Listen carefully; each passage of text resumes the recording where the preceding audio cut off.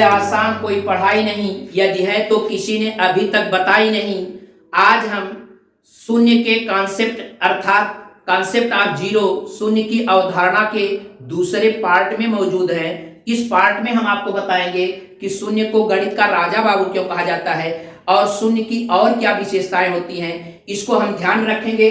हम ये जानते हैं कि किसी भी संख्या के निर्माण में आप ये जानते हैं कि 0 से लेकर के ये 9 तक अंक ही शामिल होते हैं, यानी 0 1 2 3 4 5 6 7 8 और 9।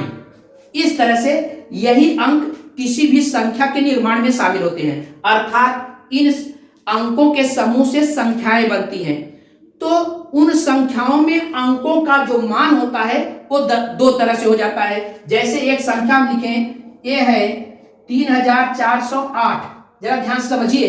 3408 एक संख्या हम लिखे हैं, तो एक अंक 8, 3 और 4 से मिलकर के बनी है। ध्यान देने वाली बात यह है, महत्वपूर्ण बात यह है कि जब इन अंकों के समूह से संख्याएं बनती हैं तो अंकों के दो तरह के मान होते हैं। एक इनके अपने निजी मान, मौलिक मान, जिसको फेस वैल्यू कहते हैं, या अंकीय मान या अस्थाई मान भी इनको कहा जाता है।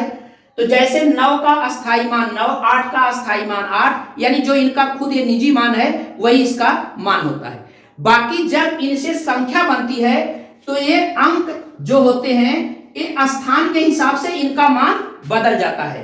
तो कहने का मतलब जब स्थान के मान से जब इन अंकों का मान बदलता है तो उसको इसका स्थानीय मान कहते हैं। तो ध्यान देने वाली बात है कि जैसे अगर 8 इकाई के स्थान पर है तो इसका मान 8, जैसे 4 सैकड़े के स्थान पर है तो इसका मान 400, ये 3000 के स्थान पर है तो इसका मान 3000 होता है। तो यह इनका अस्थाई मान होता है, स्थानीय मान होता है। तो कहने का मतलब ये हो गया कि किसी भी संख्या का यानी किसी भी अंक का अगर संख्या में हो जाते हैं तो उनका स्थानीय मान बदल जाता है, अंकीय मान अलग होता है, स्थानीय मान अलग हो जाता है। लेकिन दुनिया में इकलौती शून्य ऐसी संख्या है जिसका मान चाहे जिस स्थान पर जाए उससे कोई फर्क नहीं पड़ता, उसका मान वही रहता है। तो कहने का मतलब दुनिया की एक ऐसी निस्वार्थ संख्या जो दूसरे के मान को बढ़ाती है और चाहे जहां भी रहे उसका मान हमेशा शून्य ही रहता है। तो इसलिए यह एक विशेषता इसकी और होती है। तो चाहे दहाई के स्थान पे रहेगा, चाहे सैकड़े के स्थान पे रहेगा, चाहे 1000 के स्थान पे रहेगा, इसके मान में कोई परिवर्तन नहीं रहेगा। इसका स्थानीय और अस्थाई यानी कहने का मतलब face value and place value हमेशा शून्य ही होती है। इस चीज को ध्यान रखिएगा। दूसरी बात, अब जरा ध्यान से समझिए कि शून्य की विशेषता एक और होती है कि जब हम संख्याओं से जो जैसे मान लेते हैं कि 4 अंक दिए गए हैं, 4, 6, 7 और 0, ये 4 अंक हैं। अगर इनसे पूछा जाए इन 4 अंकों से आप बड़ी से बड़ी संख्या बनाइए और छोटी से छोटी संख्या बनाइए, तो हम ये जानते हैं कि बड़ी संख्या बनाने का क्रम जो होता है, सबसे पहले जो बड़ा अंक होता है इसको लिखते हैं, इसके बाद ठीक इससे छोटा वाला अंक, फिर इसके बाद उससे छोटा वाला अंक और अंत में 0 लिखते हैं। यह 4 अंकों जो ये 4 अंक दिए गए हैं, ये दिए गए अंकों से 4 अंकों की ये बड़ी संख्या है। लेकिन ध्यान देने वाली बात यह है कि जब यही सबसे छोटी संख्या अगर 4 अंकों की पूछी जाती है तो वास्तव में सबसे छोटी संख्या तो यानी छोटा अंक 0 है, तो इसकी शुरुआत 0 से होनी चाहिए, जबकि ऐसा नहीं होता, क्योंकि 0 का पहले स्थान पर यानी स्वतंत्र रूप से इसका कोई मान नहीं है। इसलिए हम ये कह सकते हैं कि 0 की शुरुआत न करते हुए इसमें जो सबसे पहले 0 के बाद जो और अंकों से सबसे छोटा अंक है सबसे पहले उसको लिखेंगे यानी 4 लिखेंगे, उसके ठीक बाद इस 0 को लगा देंगे और इसी तरह से फिर उसके बाद जो संख्या होगी वो छोटी वाली यानी बड़े अंक से छोटी वाली उसको लिख देंगे, फिर लास्ट में सबसे बड़े अंक वाली संख्या लिख देंगे। तो यह 4 अंकों की सबसे छोटी संख्या निर्मित हो गई। इसका मतलब छोटी संख्या के निर्माण में शुरुआत जो 0 से होनी चाहिए, किसी भी संख्या की शुरुआत 0 से नहीं होती। इस चीज को भी हम ध्यान रखेंगे, क्योंकि आप ये जानते हैं कि जैसे अगर कोई अंक 7 है तो 7 के दाहिनी तरफ अगर 0 है तो दाहिनी तरफ इसका मान तो बढ़ता जाता है। अगर एक अंक पे 0 है तो इसका मान 70 हो जाएगा यानी 10 गुना बढ़ जाएगा। फिर दूसरे अंक पे है तो 700 हो जाएगा, 100 गुना बढ़ गया। तीसरे अंक पे है तो इसका मान 7000 हो जाता है, जबकि शून्य के मान में कोई बदलाव नहीं होता, लेकिन इसके मान को यह परिवर्तित कर देता है। कब? जब इसके सामने यह आता है दाहिनी तरफ तक। लेकिन ठीक इसके विपरीत जब ये बाईं तरफ आएगा, यानी जब इसको कोई तवज्जो नहीं मिलेगी, इसको भैया टटेर के पीछे कर दिया जाएगा, तो इसका मूल रूप से यानी ये स्वतंत्र मान हो गया और स्वतंत्र रूप से इसका इस पर कोई प्रभाव नहीं पड़ता, यानी इसका इसके साथ कोई रोल नहीं होता। तो कहने का मतलब यह है कि शून्य को अगर आप देखें तो हमने आपको बताया था कि यह एक पूर्ण संख्याओं का समूह होता है। अब पूर्ण संख्याएं 0, 1, 2, 3 इस तरह से अनंत तक होती हैं। तो अगर एक ढंग से कहा जाए तो पूर्ण संख्याओं का ये सबसे छोटी संख्या है, इसलिए हम इसको छोटका बच्चा या बाबू बोलते हैं। छोटका बच्चा ही एक बच्चा होता है कि जब भी इसका मान अगर देखना है तो ध्यान समझिए कि किसी भी अंक के ये गोदी में ही रहेगा। अपने से बड़े अंक कोई भी हो उसके ही गोदी में ही रहता है। तो जैसे कभी आप देखे होंगे, प्रश्न देखे होंगे, तो जैसे बारात जाती है तो जो घर का सबसे छोटा बाबू होता है उसको एक महिला गोदी में लेकर के आती है और रोता हुआ रहता है। तो लोग जब बारात के जाने के लिए तैयार होते हैं तो कोई गार्जियन अगर पूछता है भैया काहे रो रहा है, तो कहते हैं कि ये भी बारात जाएगा।